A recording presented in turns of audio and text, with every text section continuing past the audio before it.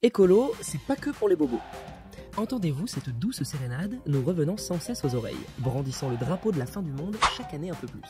Cependant, une explication peut en cacher une autre. Mais personne dans ce monde ne peut affirmer avec certitude à 100% que le réchauffement climatique est lié à l'homme, à l'activité solaire ou juste à un événement cyclique de notre planète. Pourquoi nous parler de voitures électriques pour rouler propre quand nous avons depuis des décennies un moteur à aimant capable de rouler sans fin? C'est là que le bas blesse. On nous fait croire qu'il faut réagir au plus vite, appuyant le glaive de la culpabilité sur la population. Le saviez-vous?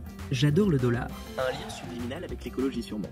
Le gars, représenté sur le billet de 1 $, me fait penser que l'écologie est un vieux serpent de mer s'enroulant dans une idéologie pugnace et entêtée de fin du monde. Il n'y a qu'à voir la belle calvitie de notre cher Georges sur le billet, économisant de ce fait sur le shampoing.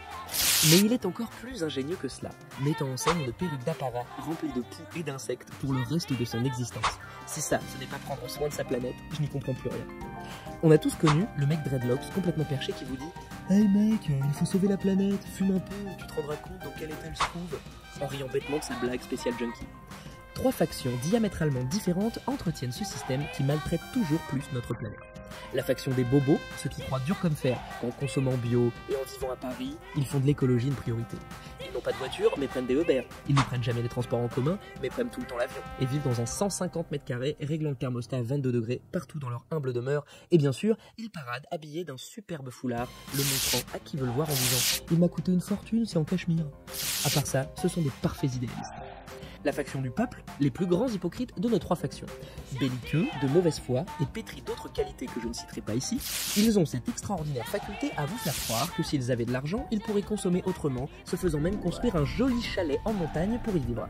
Laissez-moi vous dire une chose, ils se bercent d'illusions ou se moquent des gens.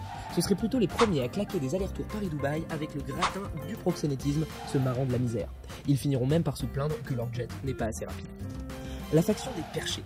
Cette denrée rare de teufeurs idéalistes défoncés 23 heures sur 24, vous faisant croire qu'ils ont tout donné pour essayer de sauver la planète, mais que le combat est perdu d'avance. Ils vous diront « Je fais ce que j'ai pu, man, mais la ganja c'est écolo, ça fait partie de moi, je fais un geste pour la Terre. » Vous comprenez que c'est peine perdue.